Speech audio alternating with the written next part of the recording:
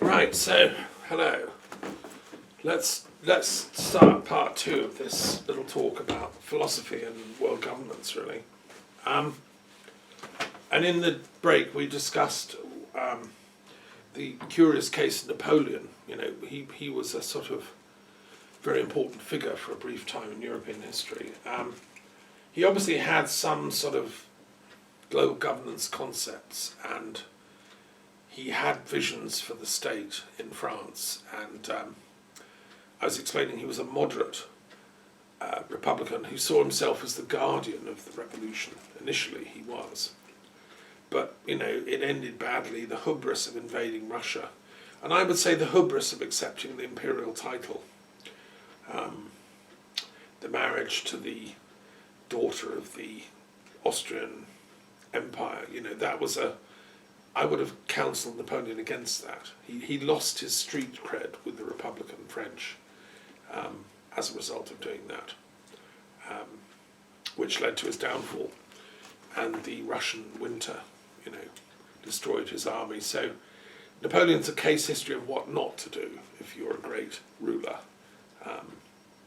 But unfortunately, history is full of this hubris that arrogance leads to downfall. And we're seeing it with Boris Johnson and the Brexit crowd. We're seeing it with Steve Bannon and his fanatical right-wing Americans that just, you know, don't believe in democracy anymore. They think they know better. Well, Steve Bannon's going to prison, and I hope he stays there a long time. Okay, moving on. Let's now talk about the positive news. So what did we discuss in our World Wisdom Forum today? We heard a presentation by Nicholas Hager, who is a British intellectual, philosopher, man of letters, and so on. And he put forward his idea for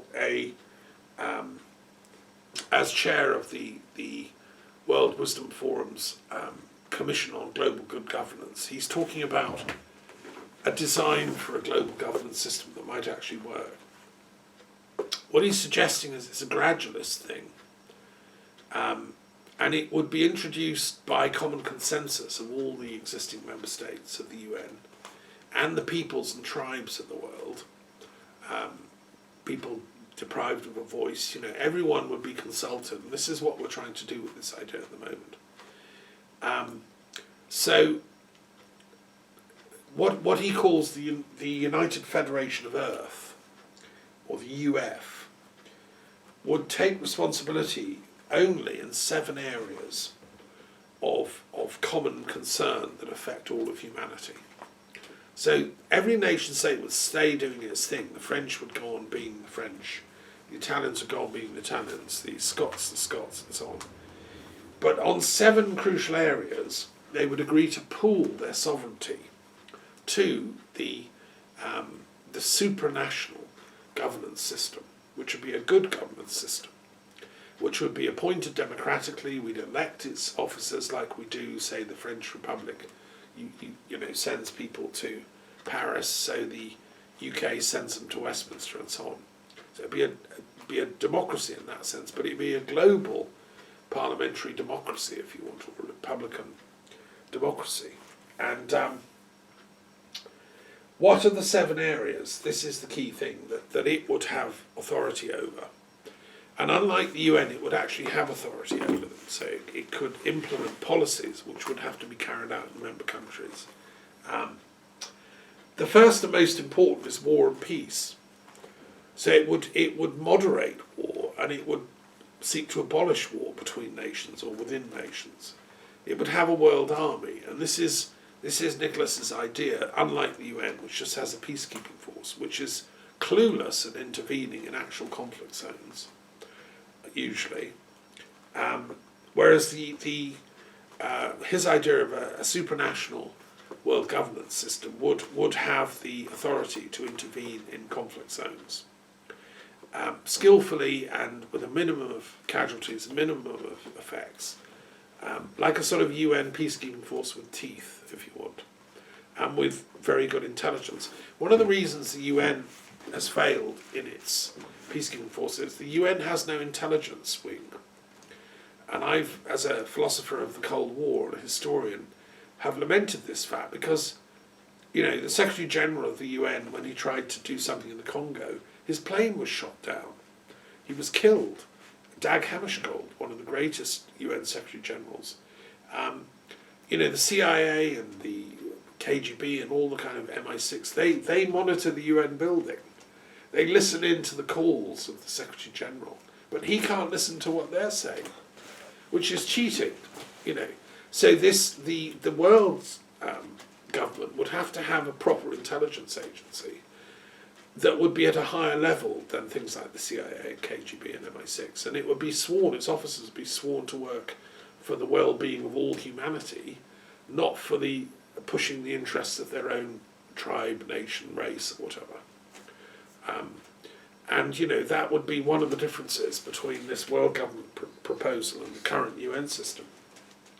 And that would mean that it could actually, prevent wars, stop them, and revert warlike situations to peace.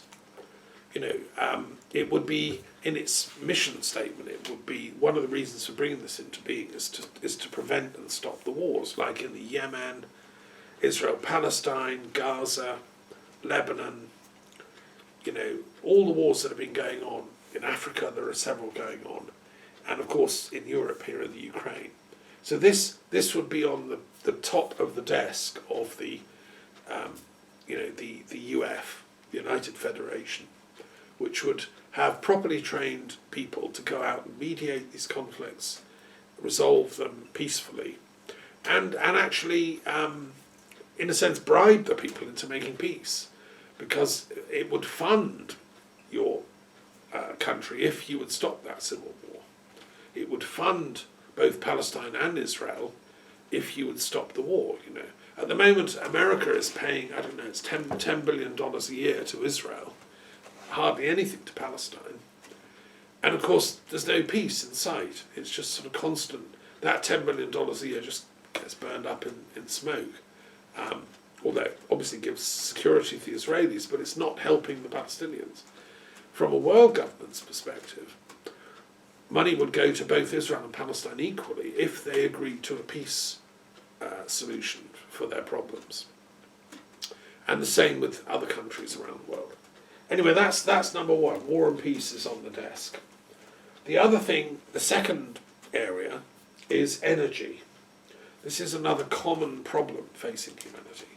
How are we going to heat our homes this winter? How are we going to power our electricity stations? How are we going to get energy to run our cars and transport systems, to grow our food, etc., run the tractors? So energy is a big problem. Can we go on using fossil fuels? How long for? What can we use instead? Can we have massive investments into a greening of the global economy? And if so, who's going to do that? This question of energy is, I think, one of the huge issues. There are still tremendous resources of energy, but they need to be managed properly. At the moment, they're in the hands of national governments that use them as bargaining chips in military type operations. So Russia, which has huge natural resources of oil and gas and so on, is using that wealth to kind of frighten Europe into not helping Ukraine. And it's threatening France and Germany and every other European country. Well, we'll stop shipping you gas or oil or anything.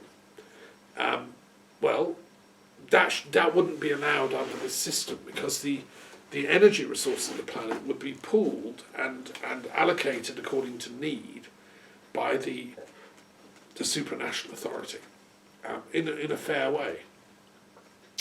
And I think one of the key things would be to invest in green energy sources, tapping into solar, wind, tidal, all the kind of alternative energy sources that work and that could be improved with more research and development. So this would be a huge thing. The world government would get the greatest scientists on the planet, the greatest academic physicists and chemists working on,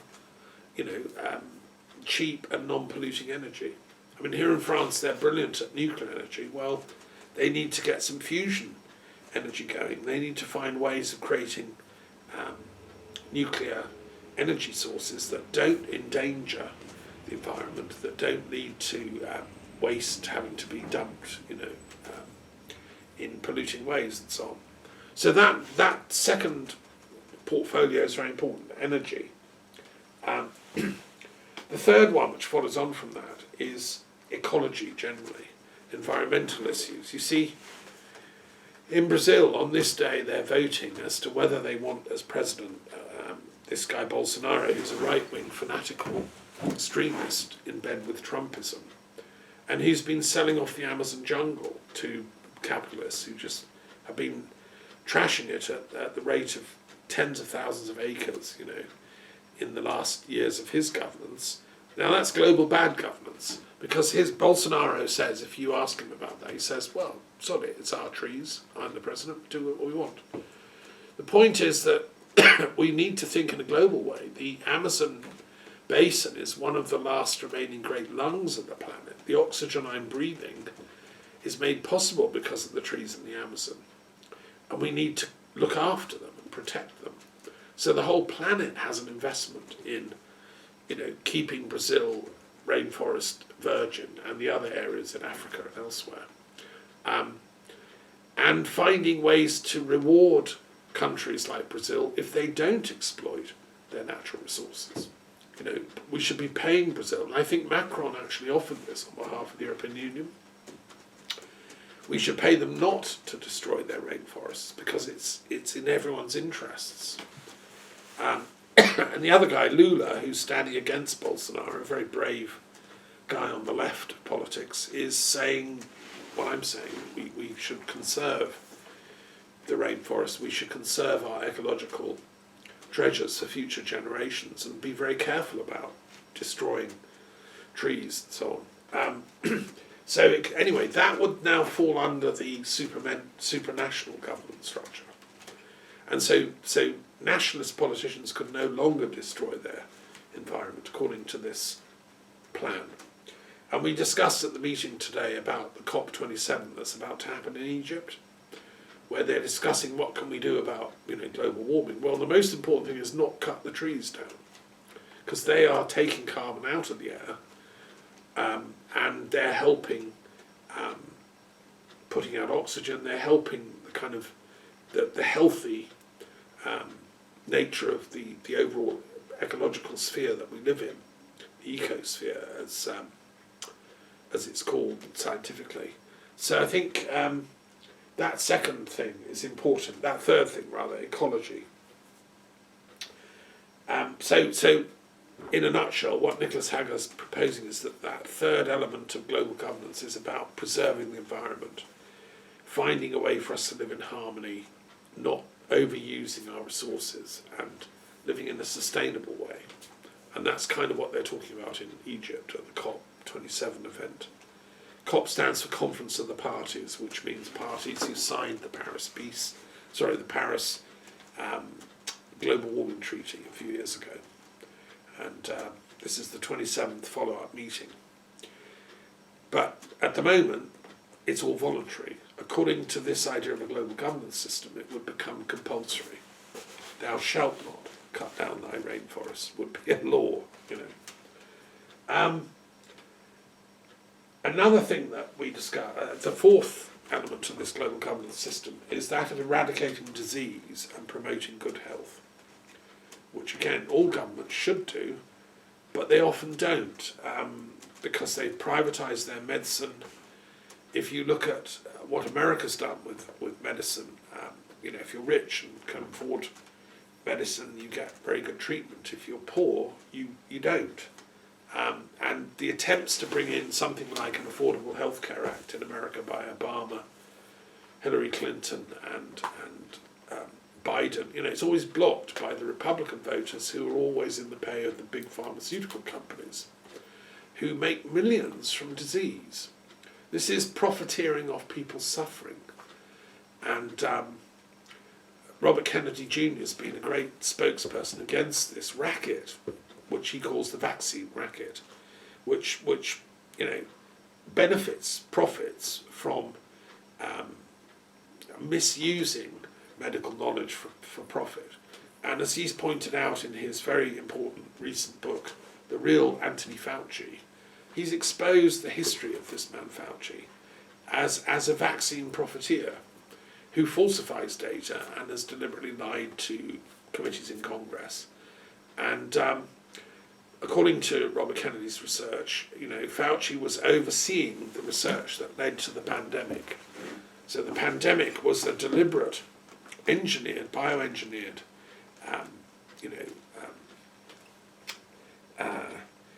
virus created partly in a lab, which was funded and built from France, I have to say, using French medical biological knowledge. And then it leaked. I think this will be common knowledge in 2 or 3 years' time. I say that's a hypothesis. I think Kennedy's done more research than anyone else into probably proving it. But as yet, you see, nobody admits. Fauci hasn't gone up and said, yeah, I know, I did it, I'm sorry. Because he'd immediately go to prison and get a bill for billions from all the angry people that have had COVID around the world. So of course they're not going to admit it. But anyway, the good news is, under a global governance system, that kind of thing wouldn't be possible. Research into biological weapons, chemical weapons, things that destroy the human genome, that get into your DNA and fiddle with it, which is what the bioengineered pandemic virus seems to do. All that would be outlawed. That's anti-health research. That's making biological weapons that can destroy people. Doctors should be healing people, creating medicines that actually heal. And I'm a great believer in medicine. I worked in hospitals for 6 years. I've taught courses at the University of Oxford on religion and medicine because I'm interested in the spiritual side of healing. And I think all that is the kind of territory that the fourth division or responsibility of this world governance system for ending disease and promoting health would be part of. I'm a great believer in the National Health Service in Britain, but I think it should be renamed the National Healing Service, because healing is the activity of which health is the product. And if you want a healthy person, you have to help heal them. And there's all kinds of new discoveries being made in energy medicine, in alternative medicine, herbal medicine, all the kind of deep thinkers that work with healing, I think should be authorised under this world governance system to actually do their work properly, instead of this capitalisation of medicine that makes profit the way the whole thing should work. No, it shouldn't be like that. For instance, let me share a story. I once heard of a Brazilian, talking about Brazil, a great pharmaceutical expert, a professor at a university in Brazil, who used to go to the Amazon jungle, and he met some of the shamans. And he was an inquisitive guy, a scientist. He asked the shamans to show him the 500 plants that they used to treat people with illness. And he spent a couple of years going around the jungle with them, and they showed him this bark works for this thing. These leaves, if you boil them up, work for this. This, the fruits of this tree work for that. And they showed him, over a couple of years, the 500 plants that they used to heal. He took cuttings with their permission. He took live specimen cuttings back to the university where he worked. He grew them in the greenhouses. He grew them from scratch, grew them enough so he could then medically analyse, as a pharmacologist. He looked at their ingredients and he discovered how and why they worked. He could prove it scientifically. And because they were natural, they didn't have side effects. Somehow the Creator, Great Spirit, had put into these plants things to counteract the negative side effects. This is an example of divine intelligence at work, right? And so he grew these 500 plants, and then he made he called it the living pharmacy. He got a patch of land, some acres, given by the Brazilian government as an experiment, to grow these 500 plants. And he was then able to open a dispensary and give medicines to people for very little money because you're growing the plants in the garden. And they all, they could cure 99% of most illnesses were cured by these 500 plants. And then the government got excited and they replicated the project in different cities in Brazil, Sao Paulo and all the others, Rio de Janeiro, and these living pharmacies took off. Right. And I just think this is such a brilliant idea. That should be replicated on a global basis. What 500 plants grown in France, and it would be local plants that we can grow in our climate, can cure the 99% of the illnesses of French people or Germans, or if we did this in every country in Europe or Russia or whatever. That would be this fourth division of bringing health to people and curing disease. And that would include mental illness, which is a huge problem affecting the world. I mean, people are going crazy, especially with the sort of, the robot wars that are online. People no longer know what to trust or believe. And so mental health, again, will be part of this fourth wing, shall we say. Okay, the fifth thing that the global governance structure would have authority for is education and science and skills. So training apprentices, investing in new inventions. At the moment, science has become a competitive thing, my nation versus yours. But no, that's what I love about the European Union. The European Union is good on fostering scientific cooperation across different countries, Holland, Spain, Britain, whatever. And Britain, unfortunately, absented herself from that for a while, but will be coming back. So scientific cooperation and educational cooperation. I'm an educational professor of international and comparative education, running the Global Green University, and I think that if more educators come together, that's the point of UNESCO, after all, up the road in Paris, is to calibrate our education systems so that we're not teaching how much we hate the other people. The Chilean government's education system shouldn't teach how the Peruvian people are all evil and that we should, the Chilean people should bomb them whenever they can. Or the Palestinian children shouldn't be taught to demonize Israelis and vice versa. And Russians and Ukrainian children shouldn't be taught to hate the other, although that's kind of difficult when one side launches a war against you. But so I think this is the one that I'm very excited by. I'd love to serve in this department and to help draft a kind of global educational planetary curriculum, a core thing that will be taught in every school, whether Mongolia, Japan, China, France, Greece, Chile, whatever.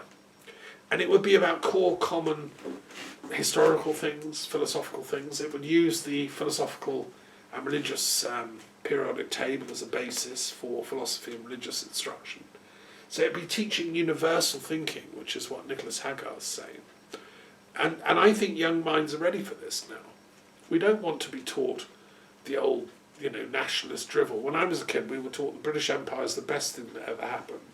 And because the Redcoats won all the battles because they were the bravest and best warriors, and all the other nations wanted to be conquered, including the Irish. I mean, that sort of nonsense, which some people in the Tory party still seem to believe. That's got to go out the window, and some newer concept of global solidarity between all nations and all cultures. So that should be the basis of the education for a planetary civilization. And then the sixth domain that would be under the supranational government is economic concerns, abolishing poverty, levelling between the extremely rich Elon Musks who have billions and billions of dollars and the poor that live, with very little to their name. That's not right. That's just bonkers. And this commission would find ways to. You don't want to disincentive the entrepreneurs, the people that are coming up with new inventions and need investment and so on. No, you want to create. You want the wealth creators, but you want them also to have a social conscience so that they don't just go for their own personal profit at the expense of others. And they don't. I mean, I actually had a thought the other day, I don't know how this would work. What if the entire internet was made free to everyone?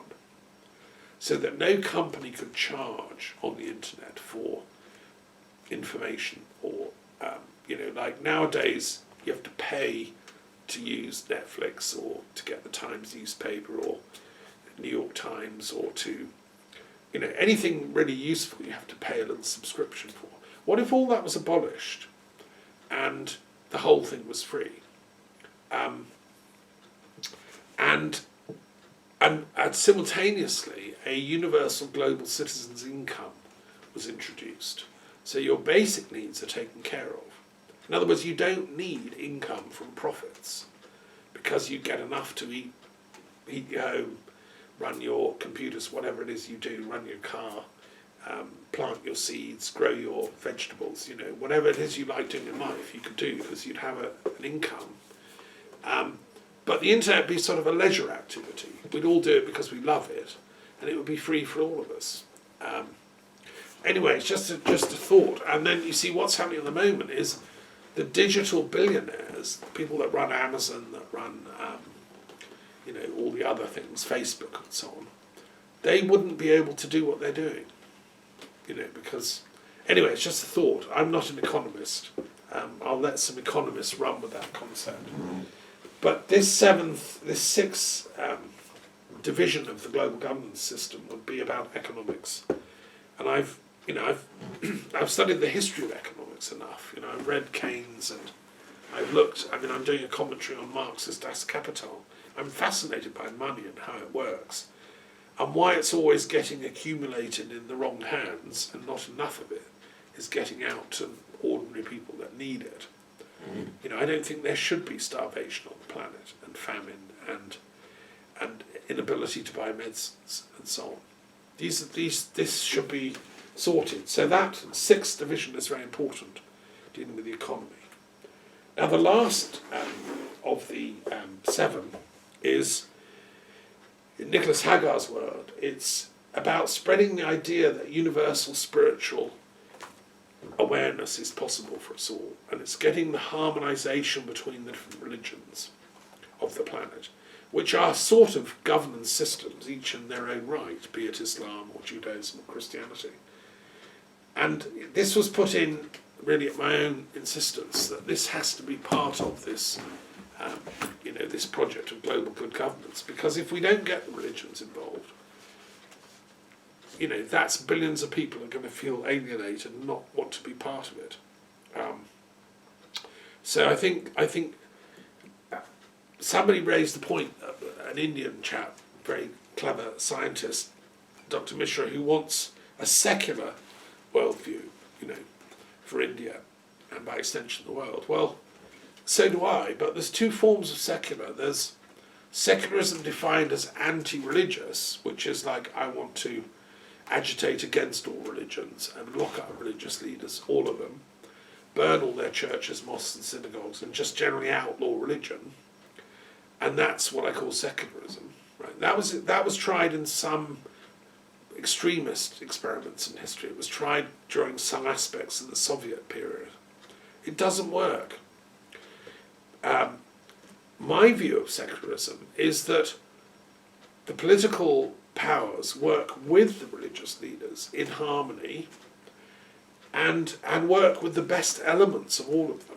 So you work with the Muslims, the Christians, the Buddhists, the Hindus, the Jews, the Zoroastrians, and you ask them all frankly, what's the best thing about your religion that can contribute to social well-being, that can bring about planetary enlightenment? How can you contribute to a good governance system for the planet?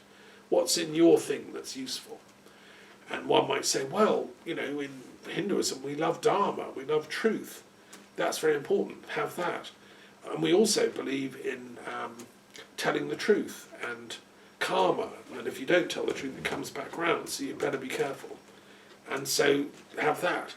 And then each religion in turn, Islam would say, well, we believe ultimately things are going to work out because there's one overall divine intelligence, Allah, that's created it all and loves us all and sends down prophets to us and sent the Quran, and, just we're on the right side of history, therefore we're going to win this. So, okay, thank you. Let's hear from that. And so on with the Jains, the Buddhists, they all have something to share. So my form of secularism is we take the best bits of all of the faiths, integrate them into a harmony, like a choir with different voices from different, you need high voices, low voices, deep voices, etc.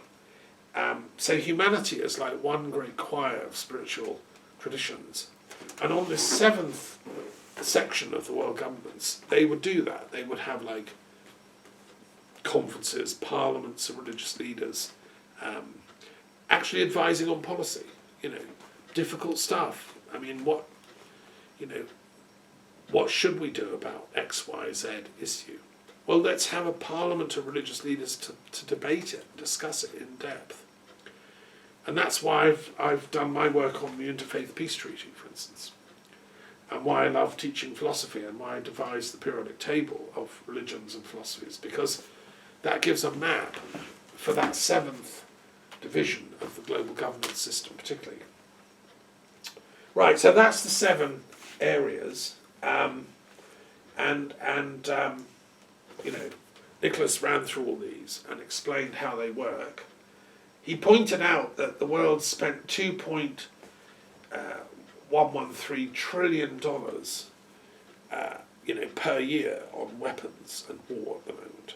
If that could be shifted over towards fulfillment in each of these 7 areas, we could solve the problems of this planet. Somebody else said, it's all pie in the sky utopianism, world leaders don't have time for all this nonsense, they're too busy stopping bombing in their city or whatever. Yes, they've got to do that emergency stuff, but somebody else pointed out, actually we need an emergency world supranational government now. This is an emergency.